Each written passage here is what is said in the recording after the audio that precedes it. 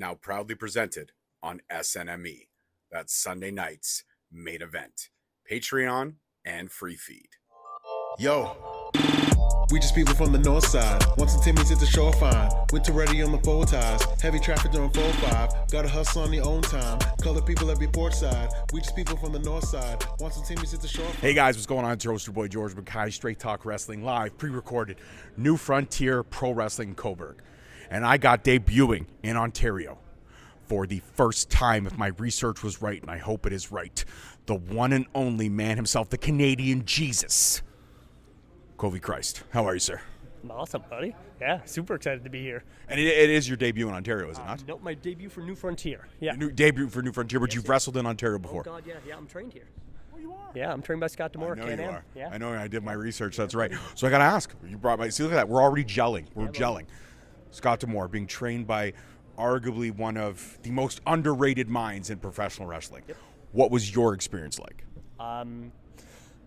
I was 105 pounds when I showed up there at 18 years old. I was terrified and overwhelmed by the amount of incredible, talented, athletic, intelligent people that were there.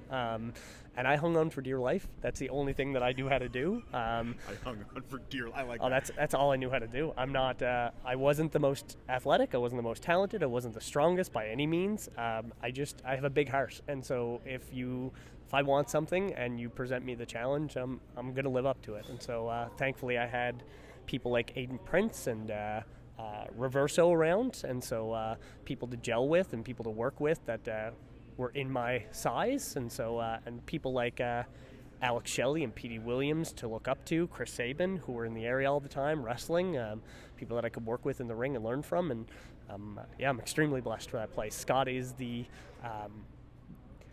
smartest mind I've ever talked to in pro wrestling, and forever the thing that haunts my brain. His voice will never leave my head. Every mistake I've ever made in pro wrestling, I hear Scott yelling at me, so yeah.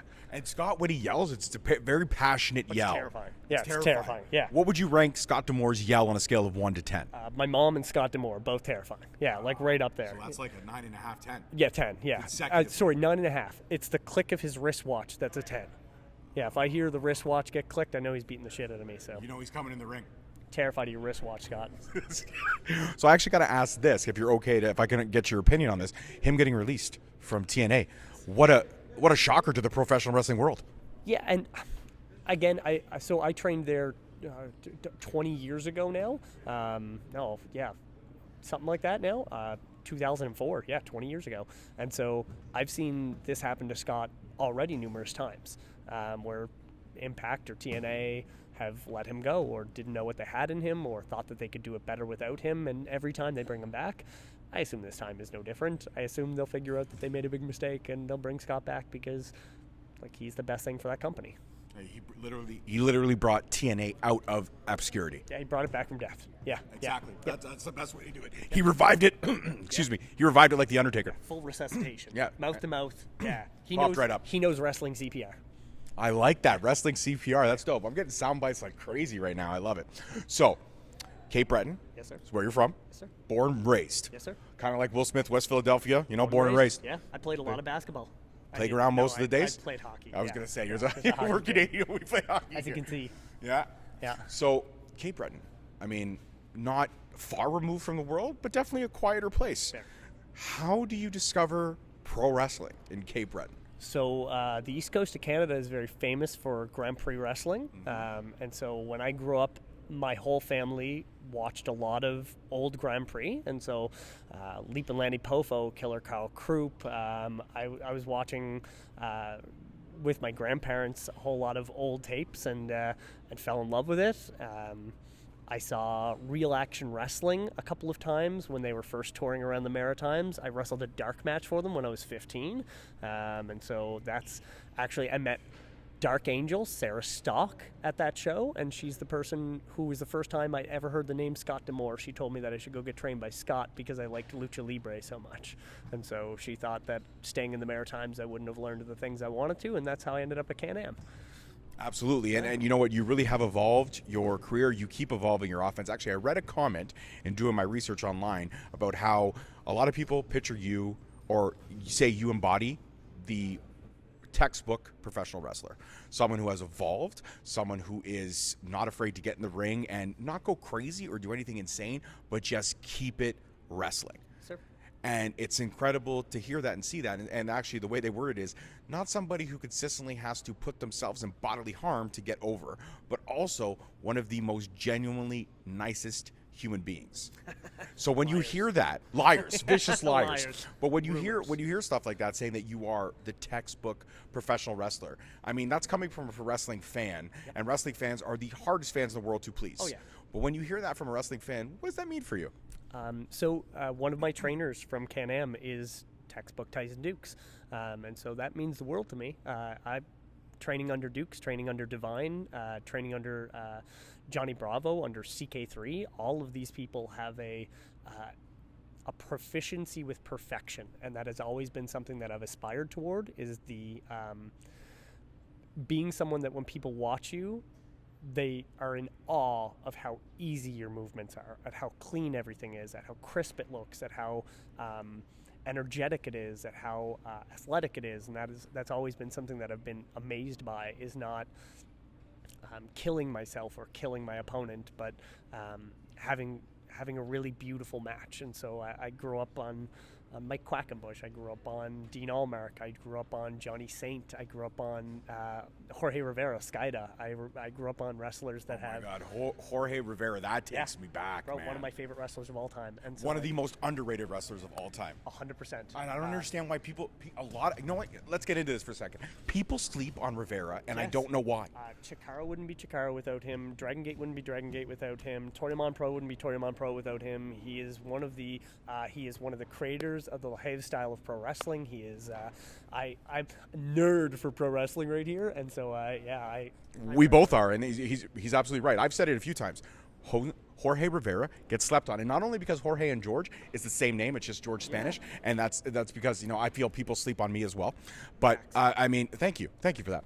But I feel like Jorge Rivera does not get his flowers enough. I agree. I think he is, and being that he is from Mexico and a vastly underrated part of the wrestling world, where people don't pay attention as much and underrate what lucha libre is. Being from there and being a 70s and 80s star in that era, I think people just they don't go back and look at old lucha, and I think that's a great hole in all your games. Go watch old lucha. You'll learn so much. Appreciate it for what it is. It's where a lot of your modern indie spots come from, kids. And let's remember that the lucha whole movement in the late 90s carried WCW, okay? Exactly. The Cruiserweight division carried fucking WCW. That's why I was buying ECW tapes. It's why Billy Kidman was a household name for me. So when I saw him on WCW, I freaked the fuck out. Yes, Norman Smiley. One of the greatest wrestlers ever in Mexican history. Thank you, yes. Norman Smiley, absolutely. Another one you're resting on, buds. Don't. Go watch Norman Smiley. Not just Big Wiggle. Go watch Norman Smiley in Mexico. These people.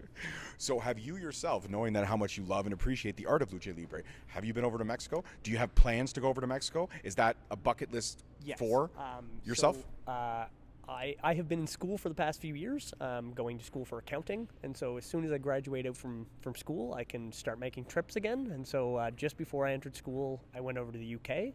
I did 55 matches in 35 days over in the United Kingdom for All-Star Wrestling. It's the best trip of my life, and now I have connections to go back there, get to Mexico, get over to Japan, and tick off the last of my 14-year-old self's bucket list, which was, own a wrestling ring, own a training school, own a promotion, wrestle in Mexico, wrestle in Japan, wrestle in the UK, and make the PWI 500s. And so I've just got to get Mexico and Japan, and I've ticked off every box that 14-year-old me thought I had to do with my life. So 14-year-old me would think I'm pretty cool, and so that's what I live for. 4-year-old me thinks you're pretty cool. Buddy. Best kind. That's right. That's absolutely us Canadians. We're awesome, eh? That's right.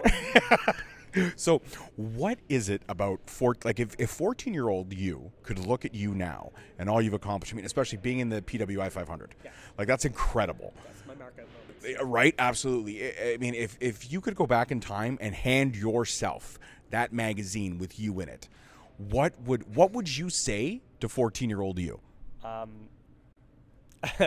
If I had one piece of advice for 14-year-old me, it would have been stick with it. because at 22 I left wrestling for 8 years, and I hitchhiked to Canada. I became a folk musician. I left wrestling entirely, and that's my only regret in life. Is I think if I had stuck with wrestling, I would have probably lived all of my dreams before 30 instead of now at 38. So.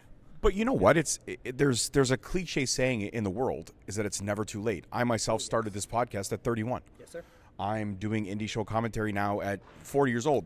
31-year-old George didn't think it was possible. Killing it, might I add. Oh, I appreciate that. Thank you very much, sir. Coming from you, I appreciate that. I'm a nerd. I love watching all the products, so I hear your voice. So is on a scale of 1 to 10, is my voice soothing? Way better than getting screamed at by Scott. I'll take that. I will take that. I will take. I've never been screamed at by Scott, but I can tell it's terrifying. Absolutely terrifying. But, I mean, hitchhiking across Canada, becoming a folk singer, these are things a lot of people don't get to do. Yeah. So even though you put wrestling, and I won't say you left wrestling, you put wrestling on hold, I did, yes. And you took another journey in life, which all in all, I think probably well-rounded you into the wrestler you are today. I think it polished you a little bit. Yeah, it's something that I harp on for the kids in my area. Is I want them all to get a personality that isn't just a wrestler. And so figuring out something, so like I'm passionate about sports, I'm passionate about agriculture, I'm passionate about permaculture, I'm passionate about politics, there's so many avenues that I fell into in my life that I hope that they take the time, study wrestling, be in a gym, work out, be in a wrestling ring, practice, but also find out who wrote Walden, read up on some people in the world that have lived lives that you won't. Figure out who Bertrand Russell is. Figure out why he's an important figure. Henry David Thoreau. Figure out why he's an important figure. Learn about religions in the world. Learn. You don't have to follow them, but learn about them so that you can get along with other humans in the world and better associate to them. And it helps you, because then I can exist in a world where no matter where I am wrestling, I can find a relation to those people because I've spent my life trying to figure out other avenues other than just wrestling. And not that wrestling is just wrestling. Wrestling is everything.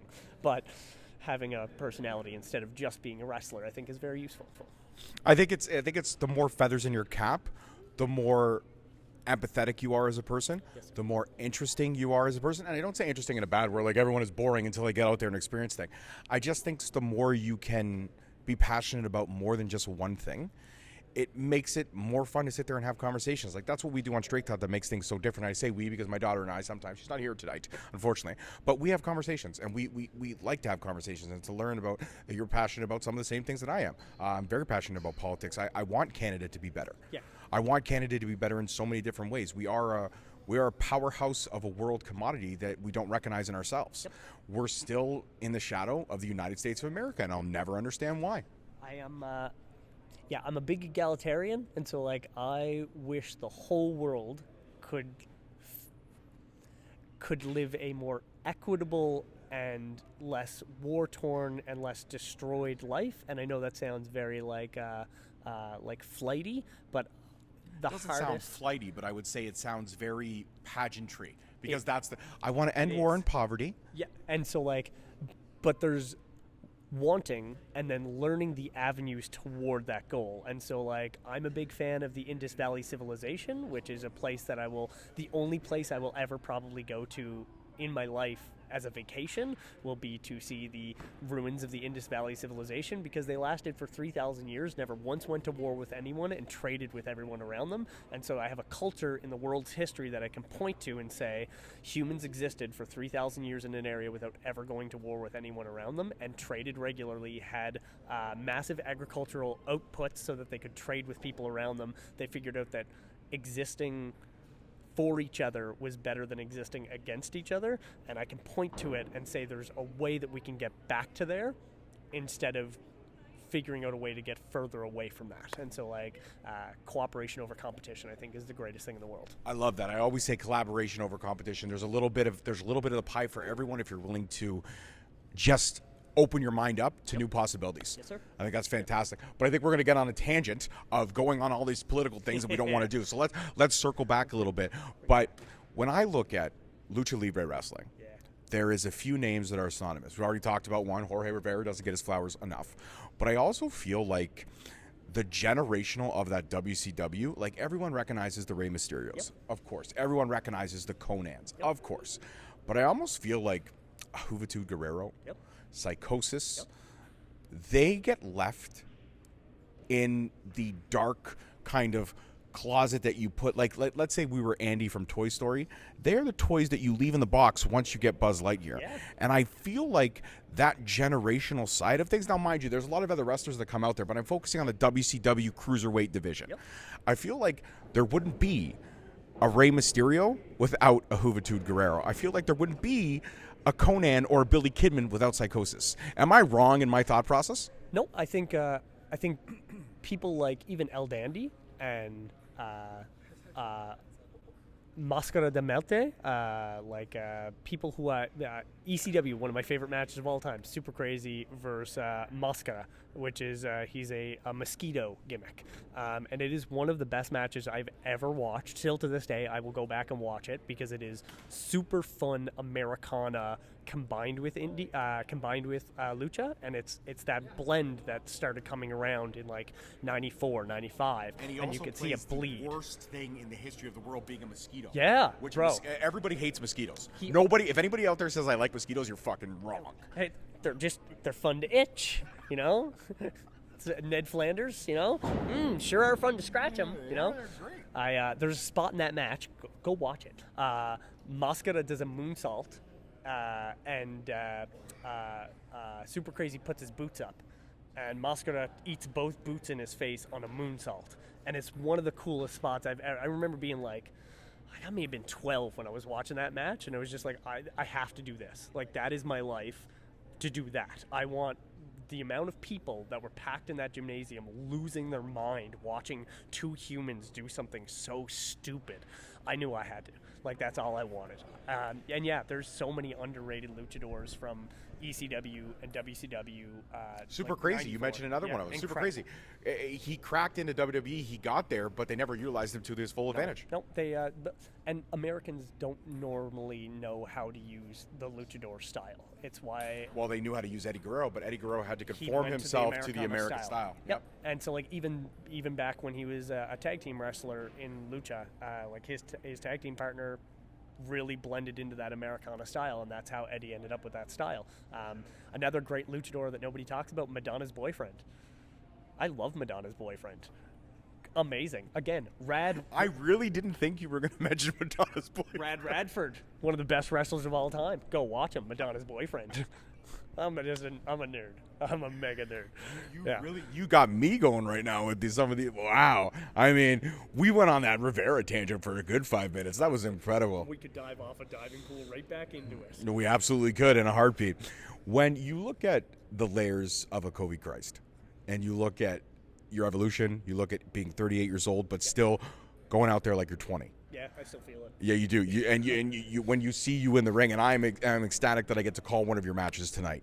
But when you look at the evolution that is a Covey Christ, and even though you put wrestling on hold for those 8 years, and you started so young and got so much time in before you put wrestling on hold for those 8 years, what do you think was the evolutionary point for Covey Christ, the man, and then Covey Christ, the character? You have two different evolutionary points, but what was your evolutionary point, both personally and then professionally, for Covey Christ? Personally, the reason I got back to wrestling is I was a folk musician, and I got told I have rheumatoid arthritis. I was waking up with my hands knurled, and I'd have to open the monkey paws back up, and so I couldn't play guitar as much anymore. I couldn't make shows. I got very depressed that I didn't have wrestling, I didn't have music, I didn't have art, I didn't have anything that I could express. No passion. Yeah, I couldn't express, and like everything that I do artistically is a way of trying to cathartically release things that have been stuck in me for years, and so if I don't have a pathway for that, they stick in, and that's very unhealthy. And so when I found my way back to wrestling, I went to a local wrestling show.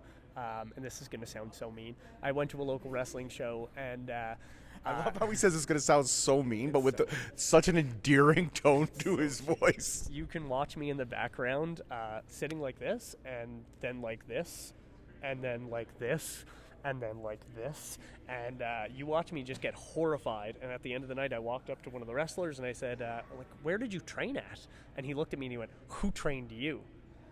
And I got violently angry. I not that I'm violent as a human, but just like so much built up in me, because I was like, I'm trained at one of the best wrestling schools in the world. I know you're not trained. And it was a bunch of people who had never been trained, who were charging people money for a venue, charging people money to be in a ring. And I thought, if this is allowed, I should be wrestling. And so I messaged Scott. I asked him if I could get back to wrestling. He told me that I had to get back in a ring and send him videos to show that I was still up to snuff to be a wrestler. I did that for 3 months. I lived in 2 different cities, paying 2 different rents so that I could get back in a ring and make sure that I had my ring rust off. That was both personally and professionally the thing that changed my life forever. It has led me to every one of my dreams being lived again.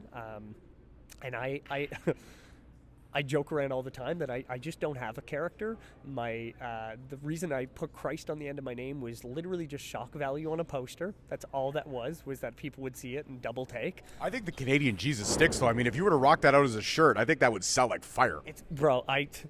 Merch is the worst for me. I don't make any of it. I suck at merch. I hate capitalism so much. I hate selling things to you guys. I hate it. So if you ever see me standing at the merch table with like 2 pieces of merch standing there like this, just don't buy from me. Please don't buy from me. I hate capitalism so much. I hate it. But you can also buy. You can also buy to support as well if you want to. Buy If from you're a genuine fan, Yeah. stop it. If No. somebody is a genuine fan, stop it. No, buy from everybody else. Everyone else next to me, buy their merch. They're good people. They work really hard. That is the first. This is a first, ladies and gentlemen, in professional wrestling history, where there is a person saying, "Buy from everybody else, but do not support me. I am not worth it." Show up and watch me wrestle. That's pretty fun. Now hold on a second, because your finisher is the God Stomper. Was the God doesn't Stomp. So work I mean, anymore. I know it doesn't work anymore, but people technically take you it say better. shock value for a poster, but you did kind of lean into it for a little bit. Heavy. I'm the Maritime Massiah. I'm the savior of submissions. I leaned heavily. It's just I had longer hair than I do now, but it was long and I had a beard, and people would go, "You look like Jesus," because you're a white dude with a beard, and so like that's all that is. Well, that's it. That's all it is, really. That's all it is. Jesus was from the Middle East, people. He's not a white dude. Silly business. Tricks are for kids, ladies and gentlemen. Come on. I'm gonna get your cereal is all I'm saying. I'm gonna steal it. Well, see how I segued that? See how we segued into that? Before we hit record, we were talking about cereals. All right, I'm going to run down 10 cereals at random. Okay, yeah. And I want you to list them where you would put them 1 from 10 in your personal list. And if you've never had them, pass. I'll try to throw out another one. All right. First cereal, really easy. It's a classic. It's a staple, Cheerios. 1 to 10, where are you putting it? 10. Okay, Cheerios is number 10. Next one, Rice Krispies. 9. 9, okay. Cornflakes? 8. 8, okay. Reese's Pieces? 5. Okay. So right now we have 10, 9, 8, and 5 all locked in, okay? I don't know if you remember this cereal or not, but it was a staple when I was younger, so it probably was for you because we're around the same age. Cocoa Puffs. It's not available here anymore, but it is available in the States. 7. Okay, so Cocoa Puffs is a 7. Okay, not as good. But you would put Reese's as a 5 over Cocoa Puffs? Yes, Okay. Yeah. All right, fair enough. A big peanut butter nerd. Okay. Yeah. Lucky Charms? Probably 4. Okay, 4. So we still have 6, 3, 2, and 1 available. Yeah. Okay. This is where it's going to get harder, though. The decisions are going to get harder. All right. Everybody likes fiber. Okay. Raisin Bran. 11. 11. Okay, didn't even make Not the even list. up- I thought I'd throw it in there to see where you happen. Not even up. All right. Are you a fan of Count Chocula? So that'd be like number 3. Yeah. That's a number 3. Okay, we're getting warm. All right. Tricks. Not even on the list. Not even on the list. Fruit Loops. So Fruit Loops will give the 6. Okay, so we still have 2 and 1 available. Now, again, there's a lot of cereals that I haven't touched, but there's some that Corn Pops? No, not even on the list. Not even on the list. Wow. I can tell you my 1 too. Okay, tell me your one, Yeah, too. it's going to be Golden Grams, Okay. and it's going to be Apple Jacks. That's my 1 too. Ladies and gentlemen. Now, Apple Jacks is great. I love Apple Jacks, but Cheerios does have a decent apple version. It does, yeah. Where would you rank that? So like Cheerios is different from all the other Cheerios because like Cheerios is but like There's I like. You know what I like? I love multigrain Really Cheerios. good. They really are. They throw them all they're together and they sweet. taste so I good. don't know how they're sweeter than Cheerios. I don't know either. Amazing. Honey Nut Cheerios I find overrated. Yeah, I 100% agree. Yeah, Honey Nut Cheerios not fancy. Apple Jacks though are like Fruit Loops but better, and no one will agree to that ever. But I just think they're the best thing. I remember them so vividly as a child, and like Golden Grahams and Cinnamon Toast Crunch are like a line on the same. Remember plane. Cinnamon Toast French Toast? I didn't like French Toast Crunch. You didn't like French Toast Crunch? I didn't like loved it. But take Golden Grahams and Cinnamon Toast Crunch and fill a bowl with both of them at the same time. Mwah. That sounds actually pretty dope. I'm not going to lie. I'm thinking I may have to stop at a grocery store on the way home and try to rock this out. Cheat days on Monday. let me Cheat tell day you. on Monday. All right, guys. Well, thank you so much for sitting down with me, dude. It was an absolute honor and pleasure. Ladies and gentlemen, guys, the Canadian Jesus, the Messiah of the Maritimes, the savior of the suplexes, the one and only Covey Christ, sitting down here, Straight Talk Wrestling. And this has been an absolute blast. And Covey, you got to tell people how great it is to be on the show. Thank you for having and me, that they George. should subscribe. Yeah. Oh, no. 100% subscribe. 100% listen to George Moore. 100% listen to every promotion that he's doing commentary for, or any promotion that he's doing interviews for. Show up at Ontario indie promotions. Support the indie wrestlers and buy people's merch. Not mine. Not his. Theirs. Don't buy his. Please buy their merch. Peace, love, and wrestling, guys. We'll see you next week. Peace. Thank you so much for watching. Please don't forget to like, subscribe, comment, and turn on that notification bell so you get notified each time we post a video. Alternatively, you can check us out on all podcast platforms and hosted on Podbean. We are also available on the SNME network. That's the Sunday Nights Main Event Patreon. Please feel free to check us out there as well. And don't forget to follow us on all social media platforms at _Straight Talk on Twitter, at Straight Talk Wrestling on Instagram, Straight Talk Wrestling on Facebook, Straight Talk Wrestling on TikTok, and of course, you can check out all our merch at ProWrestlingTees.com. I don't need a nigga cosign. Without the liquor, you become a victim. You ain't never got a pole mine. I ain't messing with this generation. Fuck your gen, I ain't got